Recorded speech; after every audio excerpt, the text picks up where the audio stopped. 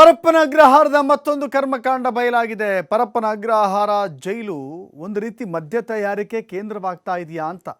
ಹೊರಗಿನಿಂದ ಗಾಂಜಾ ಸಪ್ಲೈ ಆಗುತ್ತೆ, ಹೊರಗಿನಿಂದ ಸಿಗರೇಟ್ ಸಪ್ಲೈ ಆಗುತ್ತೆ, ಹೊರಗಡೆಯಿಂದ ಮದ್ಯ ಸಪ್ಲೈ ಆಗುತ್ತೆ, ಸ್ಕಾಚ್, ವಿಸ್ಕಿ, ವೈನ್. ಅರೆ ಈಗ ಪರಪ್ಪನ ಅಗ್ರಹಾರದಲ್ಲಿ ವೈನ್ ತಯಾರಿಕೆ ಮಾಡ್ತಾ ಇದ್ದಾರೆ. ಪರಪ್ಪನ ಅಗ್ರಹಾರದಲ್ಲಿ ಖುದ್ದು ವೈನ್ ತಯಾರಿಕೆ ಕೇಂದ್ರ ಆಗಿದೆ.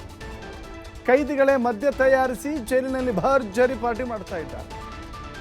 ನೋಡಿ, ಮದ್ಯ ತಯಾರಿಕೆ ಮಾಡುವ ಅವಕಾಶ ಅವರಿಗೆ ಹೇಗೆ ಸಿಕ್ಕಿದೆ ಅಂತ. ಜೈಲಿನಲ್ಲಿ ಸೇಲ್ ಮಾಡ್ತಾರಂಥ ಖೈದಿಗಳು, ನಟೋರಿಯಸ್ ಖೈದಿಗಳಿಂದ ಜೈಲಿನಲ್ಲಿ ಎಣ್ಣೆ ಬಿಸ್ನೆಸ್ ಜೋರಾಗಿದೆ. ನೋಡ್ತಾ ಇದ್ದೀರಿ ದೃಶ್ಯಾವಳಿಗಳಲ್ಲಿ.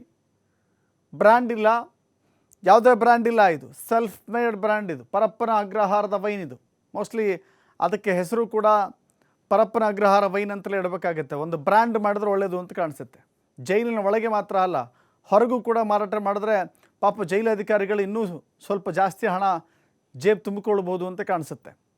ಇಂತಹ ಅವಕಾಶವನ್ನು ಕೊಡ್ತಾ ಇದ್ದಾರೆ ಅಂತ ಹೇಳಿದ್ರೆ ನಿಜಕ್ಕೂ ಕೂಡ ಅಚ್ಚರಿ ಆಗುತ್ತೆ. ಹೇಗೆ ಮಾಡ್ತಾರೆ ಇವರು? ಜೈಲಿನಲ್ಲಿ ಮದ್ಯ ತಯಾರಿಕೆ ಮಾಡಲಿಕ್ಕೆ ಅವಕಾಶ ಹೆಂಗೆ ಸಿಗುತ್ತೆ? ಯಾಕೆಂದರೆ ಪುರುಸತ್ತಾಗಿರ್ತಾರೆ. ನೋಡಿ ಹೇಗೆ ಡ್ಯಾನ್ಸ್ ಮಾಡ್ತಾ ಇದ್ದಾರೆ, ಹೇಗೆ ಕುಣಿತಾ ಇದ್ದಾರೆ, ಕುಣಿದು ಕುಪ್ಪಳಿಸ್ತಾ ಇದ್ದಾರೆ. ಜೈಲಿನಲ್ಲಿ ಕ್ಯಾಂಟೀನ್ಗೆ ಬರುವ ಹಣ್ಣುಗಳನ್ನು ತೆಗೆದುಕೊಂಡು ಹೋಗಿ ಮದ್ಯ ತಯಾರಿಕೆ ಮಾಡ್ತಾರಂತೆ.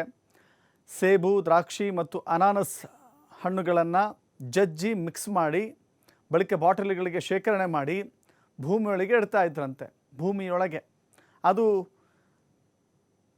ಕನ್ವರ್ಟ್ ಆಗುತ್ತಲ್ಲ, ಅದು ಮದ್ಯಕ್ಕೆ ಪರಿವರ್ತನೆ ಆದ ಬಳಿಕ ಬಾಟಲ್ ಓಪನ್ ಮಾಡಿ 3 ದಿನಗಳ ಕಾಲ ಬಿಟ್ಟು ಭೂಮಿಯೊಳಗಿನ ಬಾಟಲನ್ನು ಓಪನ್ ಮಾಡ್ತಾರೆ, ಅದನ್ನು ಕುಡಿತಾರೆ, ಪಾರ್ಟಿ ಮಾಡ್ತಾರೆ, ಕುಣಿತಾರೆ. ಹೀಗೆ